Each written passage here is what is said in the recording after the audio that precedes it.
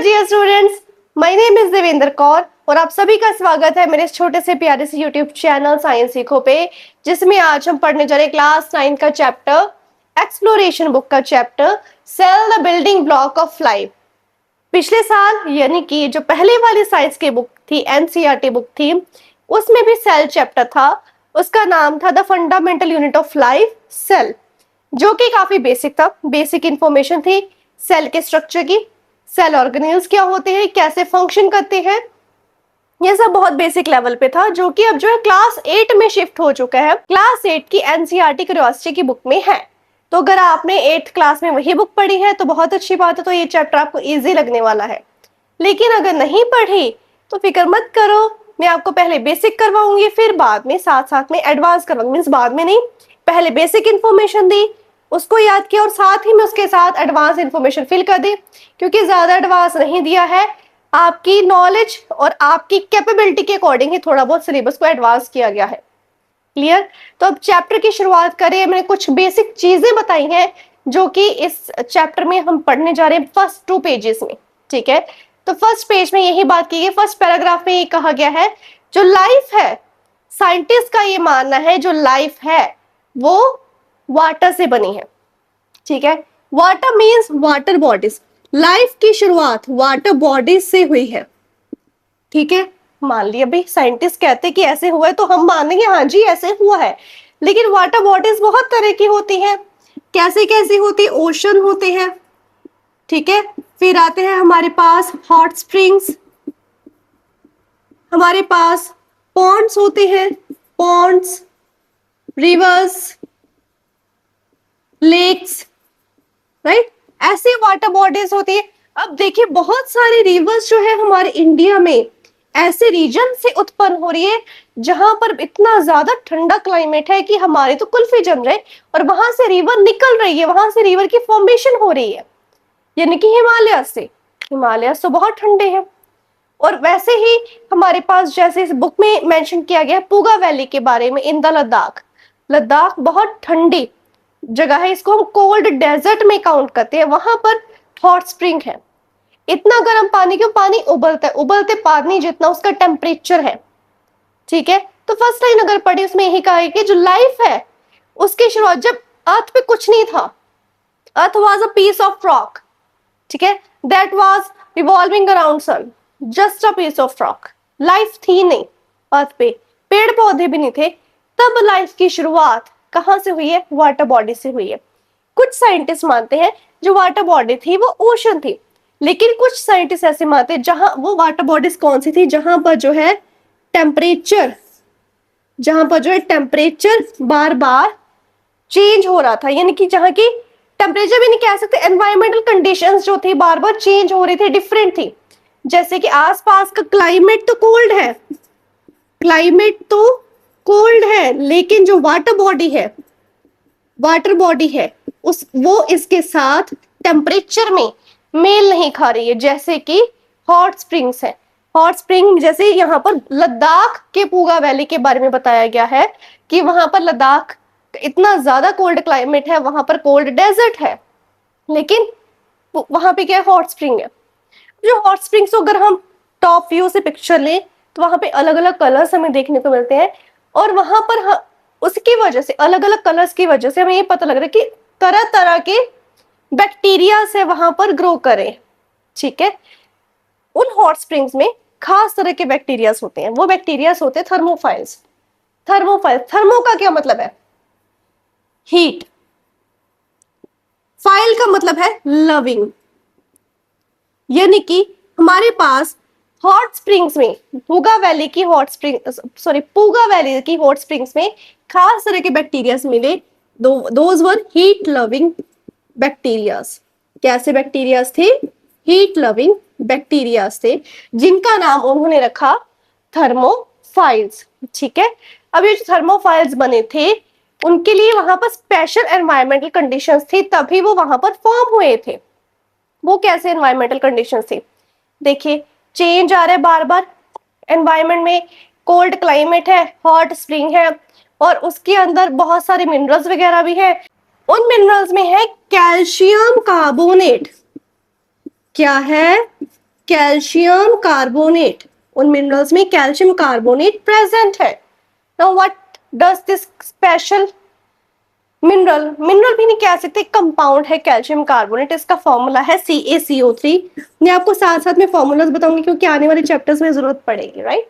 तो ये calcium carbonate मिला, ये व्हाइट कलर का इनसॉल्युबल सब्सटेंस होता है जो कि पानी में घुलता नहीं है, पानी के नीचे प्रेसिपिटेट की फॉर्म में रहेगा, ये पानी के बाहर साइड्स पे आ जाएगा, ठीक है। ये होता है इन द हॉट स्प्रिंग। अगर आप पानी के अंदर इसको घोल तो नीचे डिपॉजिट हो जाएगा, कभी भी घुलेगा नहीं, इनसॉल्युबल इन वाटर होता है। ये हमें किसने ढूंढ के दिया? Birbal Sahni institute of palaeo sciences in Lucknow, वहां के कुछ साइंटिस्ट थे, उन्होंने इस हॉट स्प्रिंग को, पूगा वैली के हॉट स्प्रिंग्स को क्या है, स्टडी किया, रिसर्च किया। तो पॉलियर साइंसेज का मैंने यहाँ पे जिक्र किया है, मैंने क्या बुक में किया गया है। पॉलियर साइंसेज होता क्या है? पॉलियर साइंसेज एक ऐसी ब्रांच है, या कह दे एक ऐसे ग्रुप ऑफ स्टडी है, ये ब्रांच ऑफ स्टडी है जो कि जो लाइफ है या बैक्टीरियाज है, या आप कह लो जो भी लिविंग ऑर्गेनिजम्स पहले होते थे एंशियंट टाइम में, उसके रिमेन्स को ढूंढने की कोशिश करती है और उसके ऊपर रिसर्च करती है कि किस तरह के जानवर, ये किस तरह के प्लांट्स, ये किस तरह के बैक्टीरियाज पहले होते थे। यानी कि ये समझ लो जो हम सभी लिविंग क्रीचर्स है, हमारी हिस्ट्री ये जान रहे हैं। जैसे कि हमने कहा कि हम एवोल्यूट हुए हैं, बंदरों से हम बने हैं, ये इसी के अंदर तो आता है पॉलियर साइंसेस में।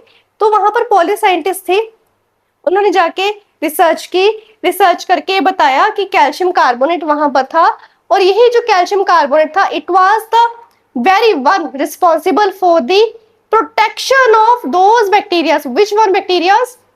थर्मोफाइल्स। किससे प्रोटेक्शन चाहिए उनको? भाई रेडिएशन हो रही है, मान लीजिए वहां पर कोई ज्वालामुखी फटा, एक्सट्रीम गैसेस आई, एक्सट्रीम टेम्परेचर आया, एक्सट्रीम कंडीशंस आ गई टेम्परेचर की, क्लाइमेट की, कोई रेडिएशन लीक हुई, जो भी कारण था उससे जो है इसने प्रोटेक्ट किया। सेकंड थिंग, इसने हेल्प की, इसने क्या की? हेल्प की for the helped in the for the in the formation of outer covering of cell, outer covering of cell, जिसको हम बैरियर ऑफ सेल भी बोलते हैं, बैरियर ऑफ सेल भी बोलते हैं। तो ये है क्या? किसकी बात हुई है? प्लाज्मा मेम्ब्रेन की बात हुई है इसमें। किसकी बात हुई है? प्लाज्मा मेम्ब्रेन की बात हो रही है। प्लाज्मा मेम्ब्रेन वो मेम्ब्रेन है सेल के जो सारे के सारे उसके सेल ऑर्गेनेल्स, साइटोप्लाज्म, न्यूक्लियस को ऐसे बाउंड करके रखते कि वो सारी चीजें सेल से बाहर ना निकल सके। समझ में आई बात? तो इस सबको बनाने में हेल्प किसने की? कैल्शियम कार्बोनेट ने। यानी कि हम अब पॉलियर साइंसेस पढ़ते हुए या इन चीजों के ऊपर रिसर्च करते हुए ये जान सकते हैं कि अगर कोई सेल या उसकी कोई भी लेयर, या छोड़ो उसका कोई ऑर्गेन कुछ भी बना है, उसका फ्लूइड का एक बूंद भी जो बना है, किसकी मदद से बना है, कैसी कंडीशन थी, कैसा टेम्परेचर था, प्रेशर था उसके ऊपर। प्रेशर वो स्टडी वाला प्रेशर नहीं, दूसरा एटमॉस्फेरिक प्रेशर कैसा था, या कितना वो पहाड़ों के नीचे दबा हुआ है जिस कारण कोई चीज ऐसे बनी है, या पानी के अंदर कितना डीप इनसाइड है जिस कारण कोई चीज फॉर्मेशन हुई है, वो भी हम स्टडी कर पा रहे हैं। और जो थर्मोफाइल्स थे वो क्या थे? यूनिसेलुलर ऑर्गेनिजम्स थे। क्या थे? Unicellular. Unicellular means single celled organism है ये। क्या है ये? Single celled organism. कहने का मतलब ये है, सेकंड पैराग्राफ में हमें ये बताया जो लाइफ की शुरुआत है, शुरुआत तो हुई, ये बताया वाटर में हुई, लेकिन कैसे हुई, किसकी मदद से हुई, हम ये भी इसमें पढ़ रहे हैं इस चैप्टर में। इसलिए चैप्टर बहुत इंटरेस्टिंग है, बहुत मजेदार है। तो इससे हमें ये पता चल रहा है जितने भी लिविंग ऑर्गेनिजम्स हैं, चाहे वो प्लांट्स हैं, एनिमल्स हैं, बर्ड्स हैं, ह्यूमंस हैं, सभी सेल से बन रहे हैं। कैसे बन रहे हैं? देखिए यहाँ पे मैंने क्या कहा, थर्मोफाइल क्या यूनिसेलुलर ऑर्गेनिज्म है। यूनिसेलुलर में सिंगल सेल्ड ऑर्गेनिज्म है। क्या डबल सेल्ड, ट्रिपल सेल्ड या मल्टी सेल्ड ऑर्गेनिज्म भी होते हैं? बिल्कुल होते हैं। तो वो कैसे बनते हैं? देखिए हमारे पास एक सेल है, ठीक है, और बहुत सारे सिमिलर सेल्स इकट्ठे हुए, सिमिलर सेल्स ने इकट्ठे होके एक ग्रुप बनाया, एक क्या बनाया, ग्रुप बनाया, ग्रुप ऑफ सिमिलर सेल्स, उसको हमने नाम दिया टिश्यू का, जो कि हम आगे एक नई चैप्टर में पढ़ेंगे टिश्यूज के बारे में, ठीक है। टिश्यूज बने उससे, वो टिश्यूज, अगर मेरे पास बहुत सारे सिमिलर टिश्यूज इकट्ठे हो गए तो मेरे पास क्या बनेगा, एक ऑर्गन बनेगा, ठीक है।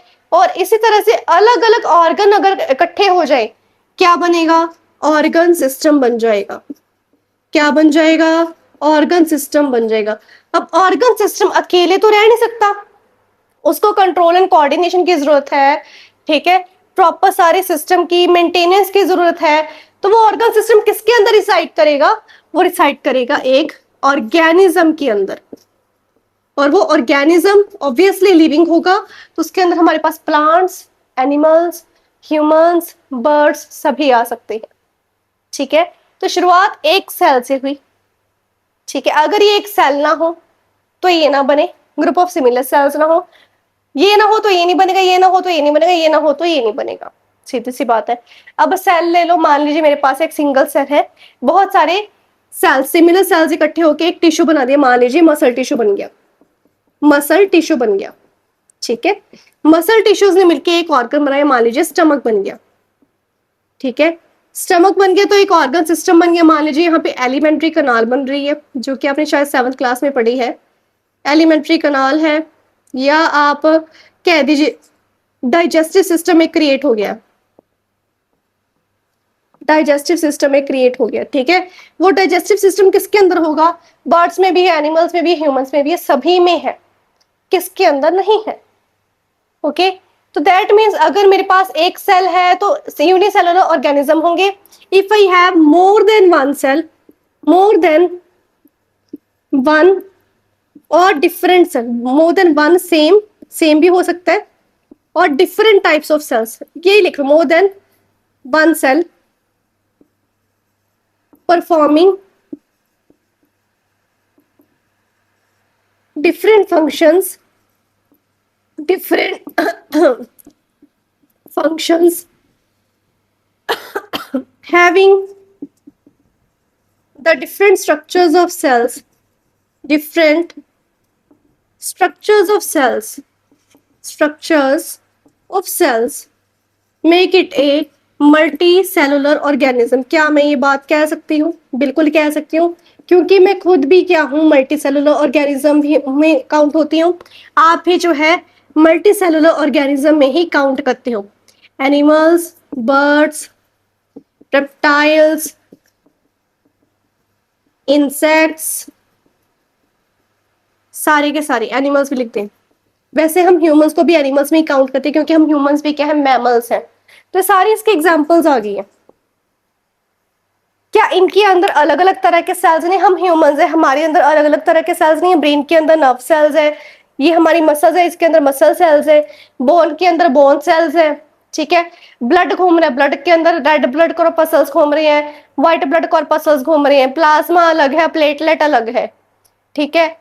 तो और भी बहुत तरह के सेल्स हमारे पास है बॉडी के अंदर, जिसको हम अभी तक नहीं पढ़ पाए, बट आगे जाके पढ़ेंगे। सिमिलरली एनिमल्स है, अच्छा हमारी आईज है, हमारी आईज में भी कोन शेप्ड सेल्स अलग है, रोड शेप्ड सेल्स अलग है, कुछ सेल्स हमें कलर्स को देखने में हेल्प करते हैं, कुछ सेल्स हमें लाइट के अंदर, डिम लाइट के अंदर भी देखने में हेल्प करते हैं। देखिए कितनी वेराइटी ऑफ सेल्स होगी हमारे के अंदर, राइट। हमारे अंदर बहुत सारी वेराइटी है, और सारे जो सेम सेम सेल्स है जिनका एक पर्टिकुलर फंक्शन है, एक जगह पे इकट्ठे होके क्या है, एक पर्टिकुलर फंक्शन को जो है परफॉर्म कर रहे हैं, राइट। सिमिलरली बर्ड्स में, रेप्टाइल्स में, इंसेक्ट्स में और एनिमल्स में होता है। तो ये सारे के सारे क्या है, मल्टी सेलुलर ऑर्गेनिजम्स है, क्योंकि सभी में सारे के सारे जो अलग अलग टाइप ऑफ सेल्स है, अलग अलग फंक्शंस परफॉर्म कर रहे हैं, उनकी अलग अलग शेप्स है। वो शेप्स आपको पिक्चर्स में दिख रही हैं, यहाँ पे काफी सारी पिक्चर्स मैंने अपलोड की हैं, उन सभी के बारे में आपको पता लग रहा है, ठीक है। लेकिन जो यूनिसेलुलर ऑर्गेनिज्म है वो एक ही सेल है, एक ही सेल जो है अपनी सारी लाइफ प्रोसेसेस खुद करे। लाइफ प्रोसेसेस में क्या है, रेस्पिरेशन, न्यूट्रिशन, जिसके अंदर डाइजेशन वगैरह भी आ जाएगा, excretion, control and coordination, reproduction, सब कुछ एक सेल अपने आप कर रहा है, ठीक है। तो वो यूनिसेलुलर ऑर्गेनिज्म है, जिसके अंदर हमारे पास बैक्टीरिया आ जाता है, प्रोटोजोआ आ जाता है, इसके अंदर कुछ टाइप ऑफ फंगस भी आ जाती है जो कि यूनिसेलुलर होती है, एल्गी भी कुछ टाइप ऑफ यूनिसेलुलर होती है, ये सारी चीजें इसके अंदर काउंट हो जाएंगी। क्लियर हुई बात?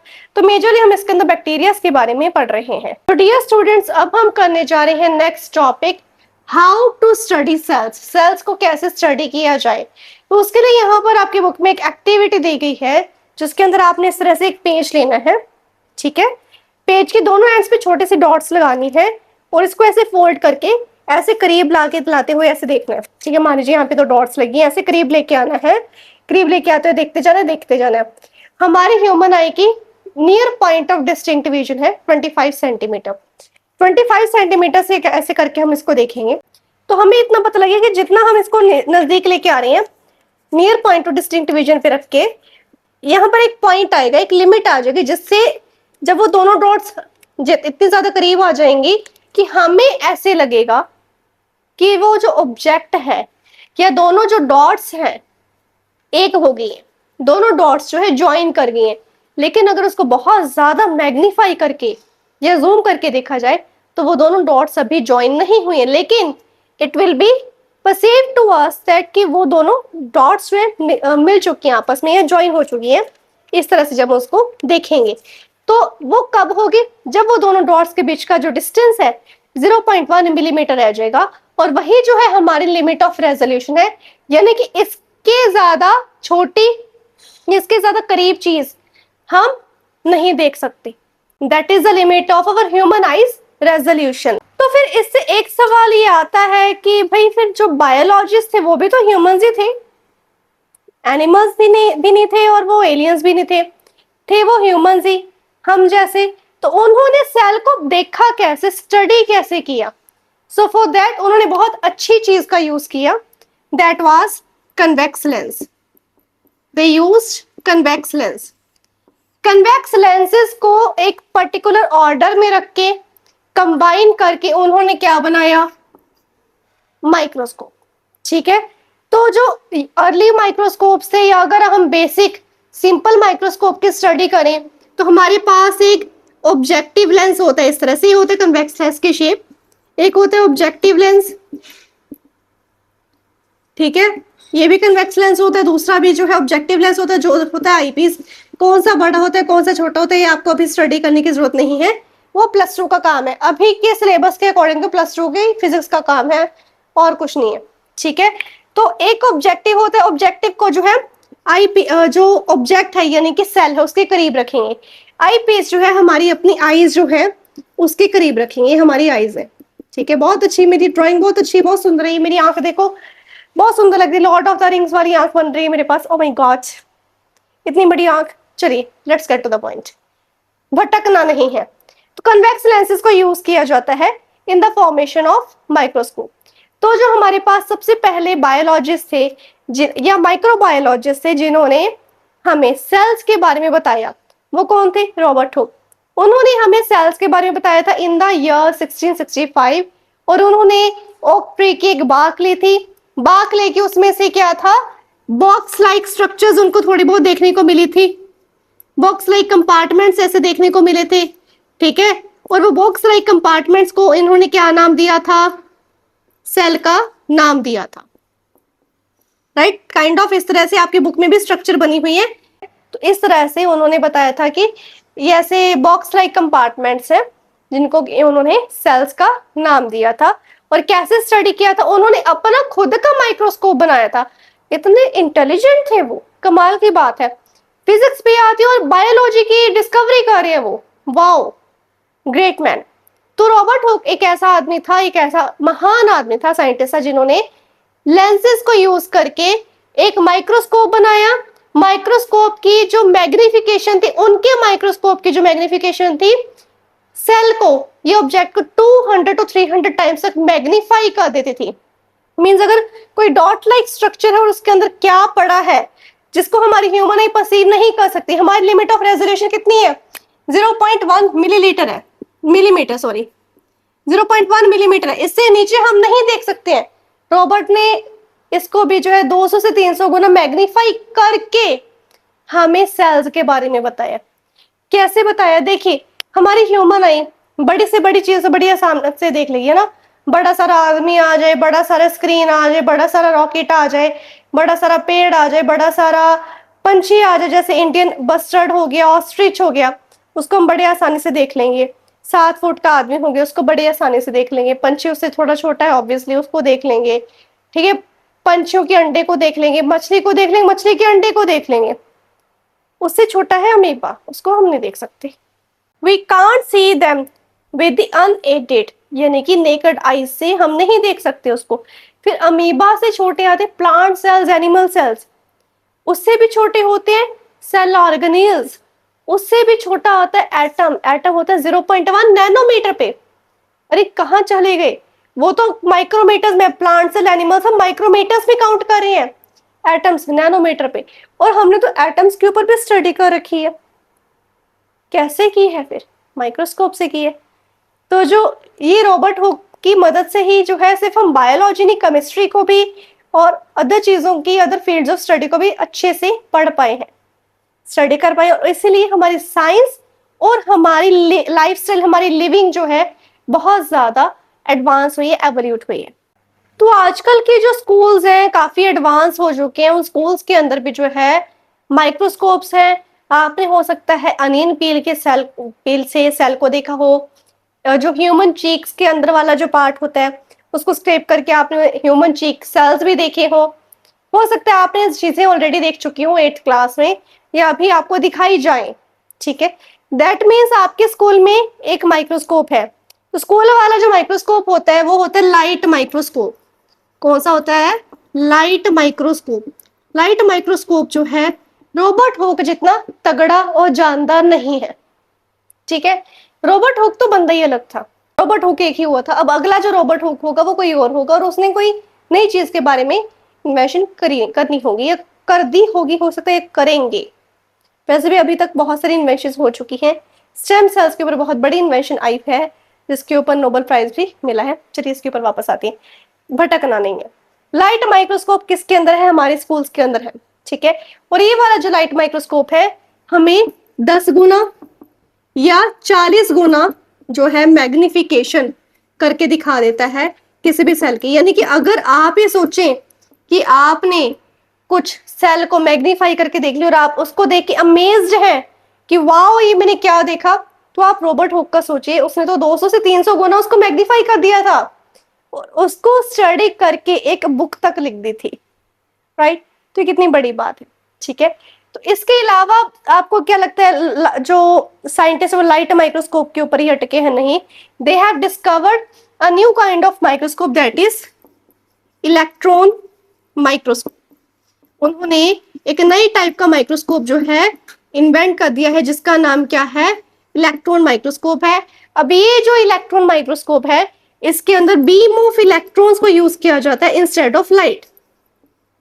बीम ऑफ इलेक्ट्रॉन्स को यूज किया जाएगा, लाइट को यूज नहीं किया जाएगा। ठीक है, बीम ऑफ इलेक्ट्रॉन्स को यूज करेंगे और उससे जो है ऑब्जेक्ट को या कोई भी सेल है उसको देखा जाएगा, जिससे जो है उसकी मैग्निफिकेशन कई गुना क्या, वैसे आपकी बुक में मेंशन नहीं, बट कई लाख गुना भी जो है हम उस चीज को मैग्नीफाई कर सकते हैं with the help of electron microscope. तो अभी आगे हम एक एक्टिविटी को स्टडी कर रहे हैं। अब हम करने जा रहे हैं activity let us estimate the size of cell. पूरी एक्टिविटी हमें देखनी है, मैं आपको एक पिक्चर उसके शो कर दूंगी। उसके अंदर हमने जो है एक रूलर लिया, एक स्केल लिया, जिसके ऊपर हमने मिलीमीटर्स की मार्किंग की हुई थी। ठीक है, और उस रूलर को हमने माइक्रोस्कोप के स्टेज के ऊपर रख दिया। जैसे ही रखेंगे उसको हमने एडजस्ट करना है, यानी कि आप ऑब्जेक्टिव लेंस को और आई पीस को, यानी कि आई पीस वाला जो लेंस है उसको एडजस्ट करोगे और आपको एक सर्कुलर फील्ड ऑफ व्यू देखने को मिलेगा। ठीक है, अब उस रूलर को हटा देना है। उस रूलर की जगह पे हमें एक स्लाइड रखनी है ऑर्गन के पील की। तो वो स्लाइड बनानी कैसे, वैसे आपको बुक पे गिवन नहीं है, मैं आपको बता देती हूँ। आपको अनियन का वर्टिकली पील लेना, बिल्कुल बारीक, जितना बारीक आप ले सकते हो, थीन से थीनेस्ट लेना है। तो पहले आपने पानी से धोना है। ठीक है, ऐसे नहीं सिंक के नीचे टैप के नीचे, वो तो गया फिर हाथ से फिसल गया, नहीं, स्लाइड के ऊपर रख के उसको वाटर से अच्छे से वॉश करो दोनों साइड से। देन उसके ऊपर एक स्टेन लगाओ, उस स्टेन के साथ उसको 2-3 मिनट के लिए रख दो। ठीक है, देन उसको आगे स्टेन को क्लियर करने के लिए ऊपर वाटर डाल दो, वाटर से उसको क्लीन कर दो, फिर उसको स्लाइड को चेंज कर दो, तो उसके ऊपर अब आपने रखना है ग्लिसरीन। ग्लिसरीन के अलावा आप और भी कोई सोल्यूशन रख सकते हो जिससे जो उसका वाटर ब्लू हमें थोड़ा ज्यादा मिले, बेटर वो मैग्नीफाई हो सकते और थोड़ा सा बेटर है। और उसके ऊपर आपने कवर स्लिप रखनी है, और कवर स्लिप ऐसे रखनी है कि उसके अंदर बबल्स ना हो, क्योंकि अगर बबल्स आ गए फिर आपको क्लैरिटी नहीं आएगी। फिर वो वाले स्लाइड जो आपने तैयार की उसको आपने जहां पर पहले रूलर रखा था वहां से हटा के उसको वहां पे रख देना है, क्योंकि आपके पास एक सर्कुलर फील्ड ऑफ व्यू हो गया, कंप्लीटली मैग्नीफाई हो चुका है। वो मैग्नीफाई कैसे हो सकता है, जैसे कि मिलीमीटर्स में इतना ज्यादा मैग्नीफाई हो गया कि माइक्रोमीटर्स में आ गया। एक मिलीमीटर में 1000 माइक्रोमीटर होती है, ठीक है। ये होता है म्यू, MU। इसको ऐसे डालना है, यू लिख लिया, और इस वाली को थोड़ा सा ऐसे गोल गोल कर दो, इसको म्यू बोलते हैं। ये म्यू जो है शॉर्ट फॉर्म होती है माइक्रो की। तो 1 मिलीमीटर में 1000 माइक्रोमीटर्स होते हैं, ठीक है। उसको रखा, उसको सर्कुलर फील्ड ऑफ व्यू दिया, उस सर्कुलर फील्ड ऑफ व्यू में वो माइक्रोमीटर में आ चुका है, इतना हद से ज्यादा ना वो जूम हो चुका है। उसमें देखा नंबर ऑफ सेल्स कितने हैं। मान लीजिए आपके पास जो मिलीमीटर्स में था, जो आपने वो सर्कुलर फील्ड ऑफ व्यू लिया था, जैसे मैं देखा, मैं आपको एक बार वैसे ही बता रही हूँ कि 5 मिलीमीटर का आपका सर्कुलर फील्ड ऑफ व्यू आ गया था। 1 मिलीमीटर तो काफी छोटा होता है, ठीक है, आपने थोड़ा सा बड़ा था। 5 मिलीमीटर का आपका सर्कुलर फील्ड ऑफ व्यू आ गया था, यानी कि ये आपका डायमीटर आता है, diameter of circular field of view, circular field of view. और उस सर्कुलर फील्ड ऑफ व्यू में आपको कुछ सेल्स देखेंगे, इसको अपडेट कर दो। वाह क्या दिखा, बहुत अच्छी चीज थी, उसको देख लिया। अब वो सेल्स देख लिया, आपको भाई इतने सारे हैं, बॉक्सेस बने हुए हैं, अरे रिमूव नहीं कर दिया, रिमूव कैसे करेंगे, अनियन पील प्लांट सेल। चलिए कोई बात नहीं, मेरे बच्चे हो, आराम से समझाऊंगी। तो बहुत सारे प्लांट सेल्स है, आपने उनको काउंट कर दिया। लेट अस अज्यूम आपके पास नंबर ऑफ सेल्स आए हैं 25। कितने सेल्स आए आपके पास, 25 सेल्स आए। तो ये आपके पास एक बहुत प्यारा छोटा सा नमूना सा फॉर्मूला दे रखा है टू डिटरमाइन या to find the estimate size of cell. किसी भी सेल का, या जैसे आप यहाँ पे अनियन पील, आप चीक सेल्स का एक्सट्रैक्ट ले सकते हो। ये आपके पास वाटर का आ गया, आपने पॉन्ड वाटर ले लिया, पॉन्ड वाटर में से फील्ड ऑफ व्यू ले लिया, उसके अंदर कितने सारे सेल्स है वो ले सकते, उनका साइज कितना है, नंबर ऑफ सेल्स काउंट करोगे उसमें से। और उस वाले वाटर में आपको बहुत सारे सेल्स जो मूव करते भी दिखेंगे, ओके, क्योंकि उसके अंदर सारे प्लांट सेल्स नहीं होंगे, एनिमल सेल्स भी होंगे, क्लियर। तो डायमीटर आपके पास यहाँ पर आ चुका है, डायमीटर कितना है 5 मिलीमीटर। मिलीमीटर को मैंने कहा मैंने माइक्रोमीटर में करना है, तो 5 × 1000 हो गया, ठीक है। अपॉन नंबर ऑफ सेल्स कितने हैं हमारे पास 25 आ गए हैं, हमने कहा था कि 25 नंबर ऑफ सेल्स है। डायमीटर 5 मिलीमीटर था, और उसको मैंने माइक्रोमीटर में ऐसे मिनट कन्वर्जन लगा के कन्वर्ट कर दिया डायरेक्टली। इसको मैं यहाँ पे ऐसे सॉल्व कर, ठीक है। यहाँ पे साइज ऑफ सेल काउंट कर, साइज ऑफ सेल डिटरमाइन कर, ठीक है। तो कैसे कर दो, 5 5 से 25, 5 में गया 200, ये माइक्रोमीटर में है, तो 200 माइक्रोमीटर मींस अनियन पील के एक सेल का size 200 micrometre. This is the size of cell of onion peel. एक सेल का साइज 200 माइक्रोमीटर है, तो कैसे दिखेगा, हमारी लिमिट ऑफ रेजोल्यूशन कितनी थी 0.1 मिलीमीटर, किसमें आया माइक्रोमीटर। तो can we see them with the unaided eyes, no. तो we all shall thank to, we all should hail to प्रोबथू, जिन्होंने माइक्रोस्कोप बनाया। और हमें माइक्रोस्कोपिक जो ऑर्गेनिजम्स था उनका वर्ल्ड देखने को मिला, बहुत खूबसूरत वर्ल्ड होता है। धीरे धीरे आप इस चैप्टर को पढ़ोगे, देखोगे, आपको भी इंटरेस्ट जो है आने लगे, ठीक है। 200 माइक्रोमीटर जो है एक सेल का साइज, क्लियर। तो ये सारी डिस्कवरी से हमें जो है पता लगा कि कैसे हम सेल का साइज डिटरमाइन करते हैं, जो कि हमारा टॉपिक भी था आज का, राइट। इससे हमने देखा कि एक आम जो स्कूल की लैब है उसके अंदर जो लाइट माइक्रोस्कोप है उससे हमने इसको स्टडी किया। मान लीजिए आपके स्कूल की जो लाइट माइक्रोस्कोप वाला है, स्कूल की लैब में जो लाइट माइक्रोस्कोप है, लेट अस अज्यूम उसका जो ऑब्जेक्टिव लेंस है उसकी मैग्निफिकेशन भी 10 टाइम्स है। जो आईपीस है उसकी मैग्निफिकेशन भी 10 टाइम्स है। तो 10 मल्टीप्लाइड बाय 10 कितने की 100 टाइम्स मैग्निफिकेशन आई है। अनियन पील के सेल को अगर अनएडेड आईज नहीं देख सकते और अगर मेरे पास इतनी 100 टाइम्स मैग्निफिकेशन वाला एक माइक्रोस्कोप है तो ऑब्वियसली मुझे वो बड़ा बड़ा होके दिखेगा, पूरा मैग्नीफाई होके दिखेगा। उसके अंदर के सेल ऑर्गेनिल्स बहुत अच्छे से दिखेंगे, उसके अंदर के जो पार्ट्स हैं सेल के वो दिखेंगे, उनकी इवन स्ट्रक्चर भी बहुत अच्छे से, पार्ट्स ऑफ सेल के स्ट्रक्चर भी बहुत अच्छे से देखने को मिलेगी अगर मेरे पास इतना बढ़िया माइक्रोस्कोप हो। लेकिन इतना बढ़िया माइक्रोस्कोप स्कूल में नहीं मिलता। मैंने पहले बताया था 40 टाइम्स मैग्निफिकेशन मैक्सिमम वाला होता है। अगर बहुत ही अच्छा स्कूल है तो कह सकते हैं कि 80 टाइम्स मैग्निफिकेशन वाला हमें मिल जाए। ठीक है, अगर आपने खुद नहीं कुछ चीज करी तो बहुत महंगा पंगे मत लो, आपको वैसे बहुत वीडियोस मिल जाएंगे, उससे आप देख सकते हो। क्लियर? तो ये हमारे पास लाइट माइक्रोस्कोप है। लेकिन अभी अभी अभी मैंने बताया था कि हमने जो है नया बेटर माइक्रोस्कोप जो है बना लिया है। उसका क्या नाम है? Electron microscope. तो इलेक्ट्रॉन माइक्रोस्कोप लाइट माइक्रोस्कोप से बहुत ज्यादा बेटर है। इन टर्म्स में ये बहुत बेटर हो गया, इंप्रूव हो गया। जैसे कि जो लाइट माइक्रोस्कोप था उसकी रेजोल्यूशन अच्छी नहीं थी, उसकी क्लैरिटी नहीं आती थी, उसमें आप चीजों को देखते थे 200 to 300 टाइम्स मैग्नीफाई कर लेते बट वो ब्लर्ड होती थी, अच्छे से दिखती नहीं थी और स्ट्रक्चर्स भी क्लियर नहीं होते थे, जिस कारण जो है क्लैरिटी कम थी, यानी कि रेजोल्यूशन अच्छी नहीं थी। तो लाइट माइक्रोस्कोप ने उसकी क्लैरिटी को बढ़ा दिया, यानी कि उसकी रेजोल्यूशन को अच्छा कर दिया। देन उसने कंट्रास्ट पे अच्छा किया। जैसे कि बहुत सारे ऑब्जेक्ट्स है डिफरेंट लाइट वाले होते हैं, तो वो उसमें कंट्रास्ट अच्छा ना होने की वजह से, लाइट माइक्रोस्कोप में कंट्रास्ट अच्छा ना होने की वजह से जो है प्रॉब्लम आती थी। प्रॉब्लम क्या आती थी? कोई चीज बहुत ज्यादा डार्क अपीयर होती थी, ठीक है, डार्क अपीयर होगी तो उसमें आधी चीजें नहीं दिखी। कोई चीज बहुत ज्यादा लाइट अपीयर होगी उसमें भी आधी चीजें नहीं दिखी। तो क्लैरिटी नहीं है तो बहुत सारी चीजों की स्टडी वहीं पे छूट गई है, प्रॉपरली वो जो स्टडी नहीं कर पाए। तो वो लाइट माइक्रोस्कोप से बेटर जो है इलेक्ट्रॉन माइक्रोस्कोप आ गया। इलेक्ट्रॉन्स की बीम उसके ऊपर स्ट्राइक करवा दी गई और बेटर कंट्रास्ट वाली, यानी कि जो difference in brightness between various parts of object जो है उसको भी हम जो अब क्लैरिटी से देख पा रहे हैं। ठीक है, थर्ड इज मैग्निफिकेशन, मैंने बता ही दी है। कहाँ 200-300 कहाँ लाख तक मैग्निफिकेशन जा रही है। बहुत बड़ा चेंज है, बहुत बड़ी आप ये कह दो रेवोल्यूशन ही होगी इस फील्ड में। In the study of microbiology एक रेवोल्यूशन है।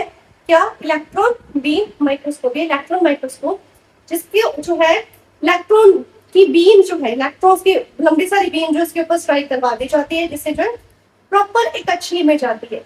जैसे कि कोलोकासिया लीफ का जो लोअर पार्ट है वो इलेक्ट्रॉन बीम की स्टडी से बनाए गए, इलेक्ट्रॉन बीम से उसकी स्कैनिंग की गई है और वो पिक्चर आपकी बुक में है। मैंने भी पिक्चर यहाँ पे लगा दी है, आपकी बुक में भी जो पिक्चर प्रोवाइडेड है और कितनी क्लैरिटी से उसके अंदर स्ट्रोमेटा दिख रहा है। कहाँ एक लाइट माइक्रोस्कोप से आप स्ट्रोमेटा देखोगे स्कूल के लैब में, तो कहाँ एक इलेक्ट्रॉन बीम से स्ट्रोमेटा हमें देखने को मिलता है। बहुत बड़ा डिफरेंस है in the magnification, resolution and contrast. आज की वीडियो यहीं तक है। नेक्स्ट क्लास में हम करेंगे स्ट्रक्चर ऑफ सेल के बारे में। और हाँ, मैं ये नहीं हूँ कि सारा का चैप्टर एक ही वीडियो में डाल के खत्म कर दूंगी। हम एक एक लाइन को अच्छे से समझेंगे, पढ़ेंगे, जब तक ये आती होगा उसको रिपीट करेंगे। समझ नहीं आता दोबारा समझाएंगे, ताकि चैप्टर आप मेरी वीडियो देखो, उसके बाद आप घर पे बैठ के पढ़ो बुक में से और फिर आप खुद उसके नोट्स बनाओ। चैप्टर यार 3 बार स्टडी हो गया भाई, एक बार देख ली, वीडियो देख ली, दूसरी बार पढ़ लिया, तीसरी बार खुद नोट्स बना लिए, चैप्टर तैयार है। और साथ साथ हम जो पॉज एंड पॉन्डर और एनसीईआरटी के क्वेश्चंस हैं वो भी सॉल्व करते रहेंगे। So that's all for today's video. See you in the next video. Bye bye.